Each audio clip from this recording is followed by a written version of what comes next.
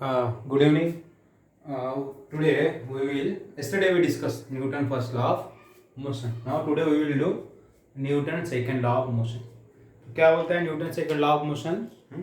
So it is also called law of momentum. क्या बोलते हैं इसको? It is also called law of momentum. क्या बोलते हैं बेटा? Newton second law of motion को लॉ ऑफ मोमेंटम, बराबर है. And momentum is given by P. Momentum को कैसे रिप्रेजेंट करते हैं? मोमेंटम इज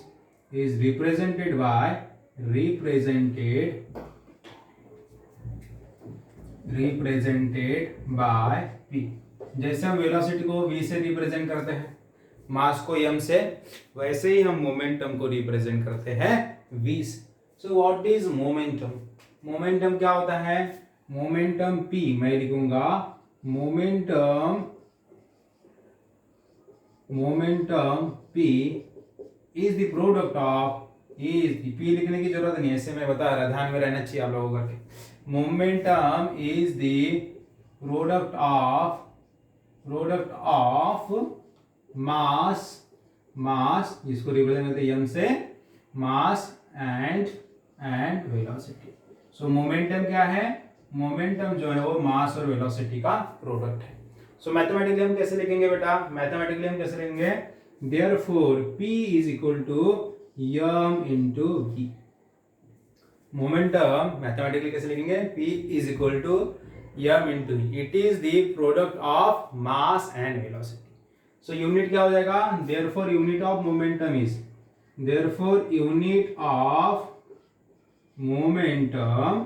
मोमेंटम इज क्या हो जाएगा? मास का वेलोसिटी क्या होता है बेटा? मास का वेलोसिटी होता है kg. मास का यूनिट क्या होता है? मास का यूनिट होता है kg एंड वेलोसिटी का यूनिट क्या होता है? मीटर पर सेकेंड. देयरफॉर मोमेंटम का यूनिट क्या होगा? It is the SI unit, बराबर है, kg मीटर पर सेकेंड.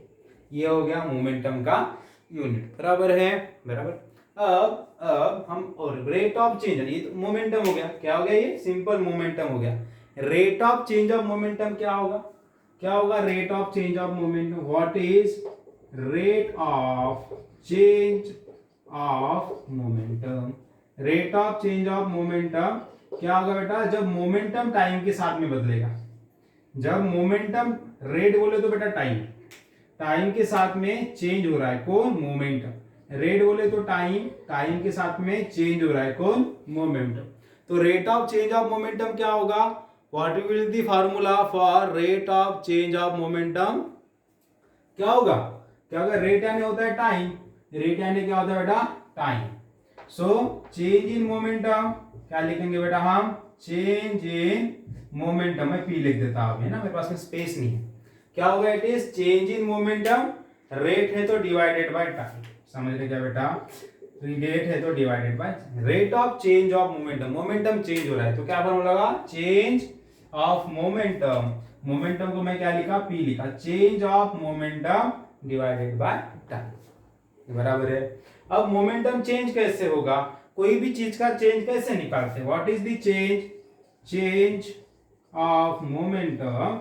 मोमेंटम चेंज हो गया, इसका मतलब क्या? उसकी दो वैल्यू होगी, final minus initial. Momentum final P final minus P initial. Change कैसे निकालते बेटा? फाइनल में से इनिशियल गया तो चेंज मिलेगा. अब मुझे बताइए what is the formula for momentum? Momentum is the product of mass into velocity. So मैं मोमेंटम की जगह पे मास और वेलोसिटी लिख सकता. क्या ऐसे लिख सकता? मास m और वेलोसिटी कौन सी होगी बेटा? वेलोसिटी होगी final.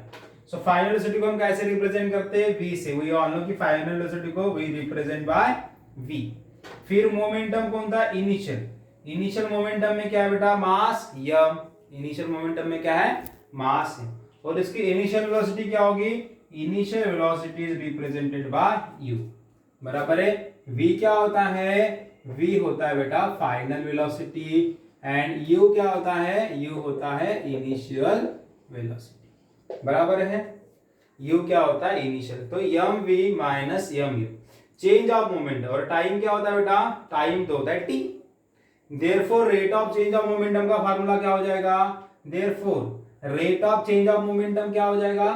Rate of change of momentum का फॉर्मूला क्या हो जाएगा, rate of change of momentum, momentum बदल रहा है टाइम के साथ में, तो क्या हो जाएगा बेटा, momentum, change of momentum, change of momentum क्या है, P final minus P initial, और P final minus P initial का वैल्यू क्या हो गया, M V minus M U, क्या हो गया, M V minus M U, सबको समझा, लेकिन रेट है तो डिवाइड बाय टाइम करना पड़ेगा, तो टी, मैं क्या बोलता दोनों में मास, ये क्या बेटा मास तो सेम रहेगा, किसका मोमेंटम चेंज हो रहा है, एक ही ऑब्जेक्ट, सपोज यहाँ पे बॉल है, इसका मोमेंटम चेंज हो रहा, इसका मोमेंटम, सपोज यहाँ पे था तो ये बॉल सेम, सिंगल ऑब्जेक्ट है, तो यहाँ पे सपोज इस बॉल का मास होगा 10 kg, तो यहाँ पे रोल होके आएगा तो इसका मास क्या रहेगा बेटा 10 kg रहेगा, सो दोनों में मास क्या है, कॉमन है, दोनों में मास क्या है, कॉमन है, तो मैं मास को कॉमन निकाल लूं, हाँ मैं मास को कॉमन निकाल सकता क्या, अब सपोज मैं क्या कर रहा, इस बॉल का वेलोसिटी चेंज हो रहा है, यहाँ पे भी 10 kg बॉल, यहां से इधर आएगा, यहां से इधर आएगा, तब भी वो क्या होगा 10 kg होगा, तो मास में चेंज हो रहा है क्या, नहीं, तो मास कांस्टेंट है, दोनों मास को मैं बाहर लेकर देता हूं, यहाँ पे हो गया v minus u divided by T.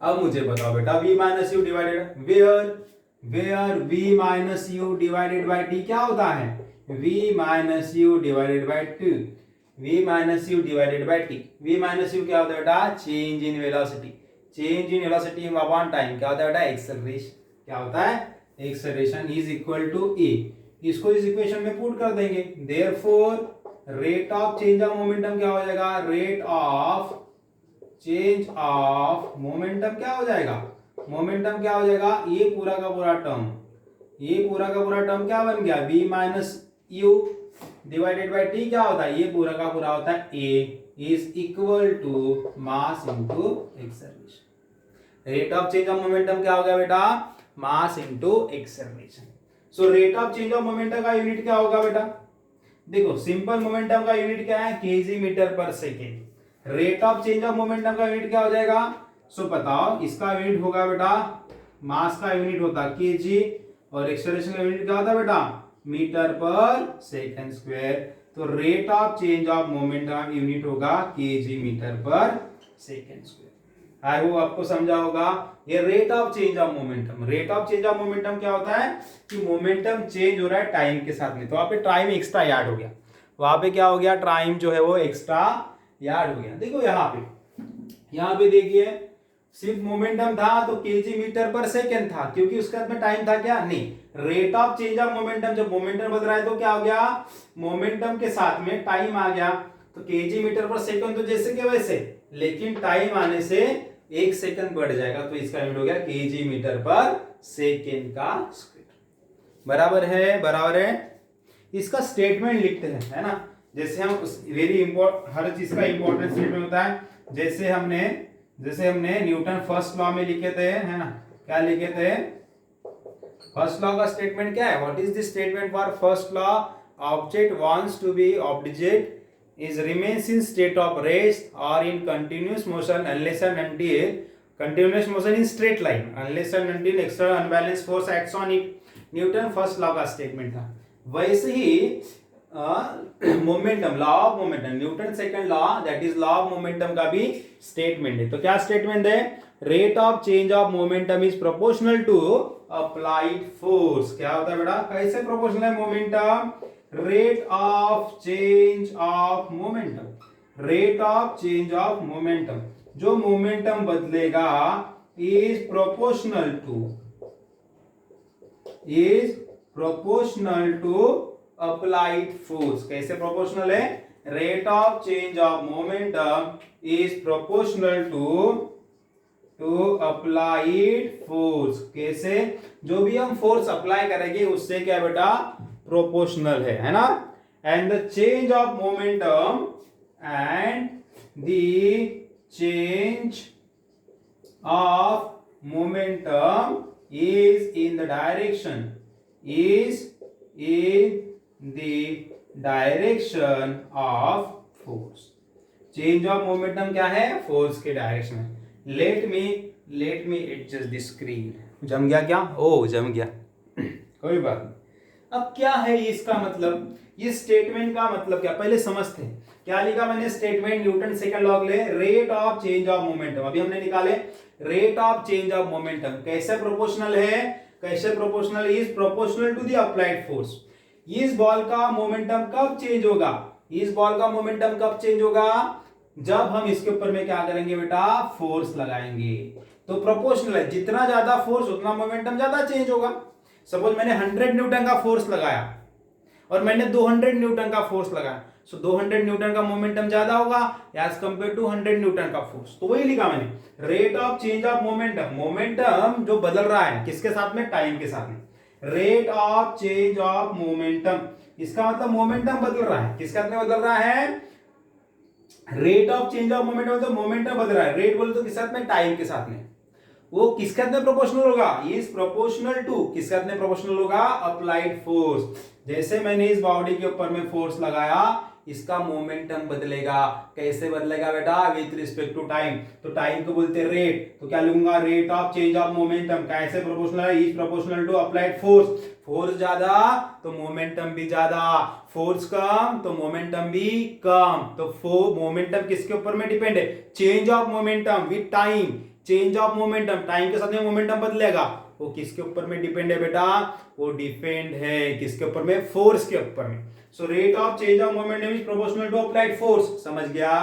And the change of momentum, ये जो मोमेंटम बदला इस बॉल का फोर्स लगाने की वजह से, इस बॉल का जो मोमेंटम बदला is in the direction of force, किधर बदलेगा, फोर्स के डायरेक्शन में। सपोज फोर्स का डायरेक्शन इधर है तो मोमेंटम का भी डायरेक्शन उधर ही होगा, फोर्स का डायरेक्शन इधर है तो मोमेंटम का भी direction, P is not pressure, यहाँ पे P क्या है, मोमेंटम है, जिधर फोर्स का डायरेक्शन उधर ही मोमेंटम का डायरेक्शन। क्या बोला, rate of change of momentum, क्या बोला, रेट ऑफ, फिर से समझिए, rate of change of momentum किससे प्रोपोर्शनल है, खुद से पूछिए। Rate of change of momentum is proportional to the applied force, कैसे प्रोपोर्शनल है, applied force. And the change of momentum, momentum बदला है, मोमेंटम बदला है, चेंज ऑफ मोमेंटम इज कौन से डायरेक्शन में होगा, अपने खुद से पूछे, change of momentum is the direction, is in the direction of applied force, जिधर फोर्स का डायरेक्शन उधर ही मोमेंटम का डायरेक्शन। फिर से बोलिए, rate of change of momentum is proportional to the applied force, rate of change of momentum is proportional to the applied force. And the change of momentum, फिर momentum बदलेगा force लगने से, and the change in momentum is in the direction of force, जिधर force उधर ही momentum का direction. समझ गए बेटा, समझ गए। इसका मतलब क्या है, what is the meaning of this. आप स्क्रीनशॉट ले लीजिए, फिर मैं इसको रब करता हूं और मैं इसको फिर से आपको समझाता हूं। जल्दी से स्क्रीनशॉट ले लीजिए, है ना। सो क्या हो गया, मोमेंटम, चलो पहले क्लीन कर लेते हैं, let me clean this first. So what happened,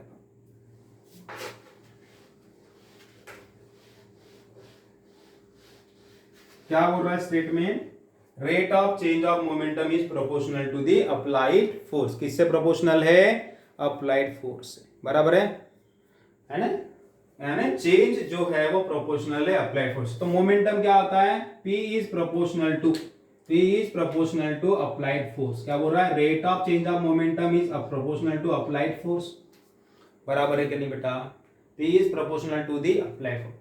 इसका मतलब क्या है, momentum is the product of mass and velocity, mass and velocity is directly proportional to the applied force, जिधर में फोर्स होगा उधर ही क्या होगा, प्रोपोर्शनल होगा। Am I right, oh rate of change of momentum, sorry गलती होगी ना, rate of change of momentum की बात कर रहा हूं। हाँ, इसका मतलब mass upon rate of change of momentum है ना बेटा, क्या है, rate of change of momentum. What is the formula for rate of change of momentum, mass into acceleration. क्या फार्मूला बेटा, rate of change of momentum का formula क्या है, मास इनटू एक्सेलरेशन। सो मैं क्या लिखूंगा, mass into acceleration is directly proportional, rate of change of momentum is proportional to applied force. किससे proportional है बेटा, फोर्स, किससे प्रोपोर्शनल है, फोर्स।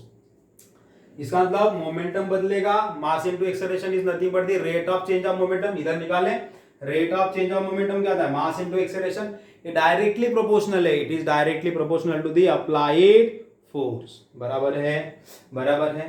अब मेरे को क्या करना है, प्रोपोर्शनैलिटी का साइन, इसको थोड़ा रीअरेंज कर देता। Force is directly proportional to mass into acceleration, है ना। 5 × 4 5 इज इक्वल टू 5 करो, 5 × 4 करो, 4 × 5 करो, कोई मतलब नहीं होता है वैसे। हाँ, फोर्स इज डायरेक्ट, अब मेरे को प्रोपोर्शनैलिटी का साइन, इसको क्या बोलते हैं बेटा, साइन ऑफ प्रोपोर्शनैलिटी, इसको क्या बोलते हैं, साइन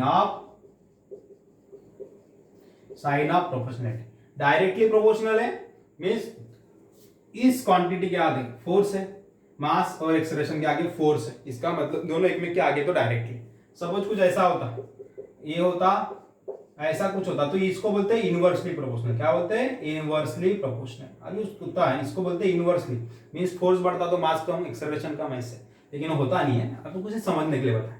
ये दोनों डायरेक्टली प्रोपोर्शनल है। ये साइन को जब हम हटाते हैं तो उसके साथ में हमको कांस्टेंट लिखना पड़ता है। इस साइन को हटाएंगे एंड इसके बदले इक्वल टू का साइन यदि लाना है in place of proportionality sign, ये we have to put, if you have to put equal to sign तो क्या करना पड़ेगा, एफ इज इक्वल टू, इसका अपने कांस्टेंट लिखना पड़ता है। ये क्या है, के इक्वल टू आ गया तो एक कांस्टेंट, के क्या है बेटा, it is the constant of proportionality. के क्या है बेटा, के जो है वो constant of proportionality, it is the constant of proportionality, बराबर है। जिसकी वैल्यू 1 है, जिसकी वैल्यू क्या है बेटा, वैल्यू ऑफ के इज 1। अब इसलिए क्या होता है, force is equal to 1 into M into A, so force is equal to mass into acceleration. आ गया, प्रूफ हो गया। Rate of change of momentum, mass into acceleration क्या बेटा, change of momentum. Rate of change of momentum क्या है, mass into acceleration. Rate of change of momentum is directly proportional to the applied force and the change of momentum किधर होगा, जिधर force लगेगा उधर होगा। समझ गए बेटा। चलो अभी और थोड़ा समझते हैं। एक ऑब्जेक्ट है, दो ऑब्जेक्ट लेता हूं मैं, दो ऑब्जेक्ट लेता हूं जिसका मास m1 और m2 है। दिस इज द ऑब्जेक्ट जिसका मास क्या है, जिसका मास है m1। एक दूसरा ऑब्जेक्ट है जिसका मास है m2। मैंने दोनों पे सेम फोर्स लगाया, मैंने दोनों पे क्या लगाया, आई एम अप्लाइंग। चलो थोड़ा सा इसको डार्क करते हैं, ऑब्जेक्ट का मास आपको विजिबिलिटी थोड़ा अच्छा हो जाएगा। और ये है मास 2m2। दोनों के ऊपर मैंने फोर्स लगाया, सेम फोर्स। सपोज 100 न्यूटन का फोर्स लगा इधर और इधर भी 100 न्यूटन का फोर्स लगा। सो कोणता ऑब्जेक्ट ज्यादा स्पीड में मूव होगा, ये मूव विथ मोर स्पीड। ये ऑब्जेक्ट क्या होगा बेटा, मूव विथ मोर स्पीड। ये क्या है, ज्यादा स्पीड से करेगा मूव क्योंकि उसका मास कम है। ये क्या करेगा, मूव विथ लेस स्पीड, है ना, लेस स्पीड से मूव करेगा क्योंकि इसका मास ज्यादा है। फिर भी जो मोमेंटम है दोनों का क्या रहता है बेटा, सेम रहता है। क्यों, मास कम है, क्यों सेम रहता है, मास कम है। मास क्या है बेटा, मास जो है वो कम है तो वेलोसिटी क्या है, वेलोसिटी ज्यादा है, बराबर है।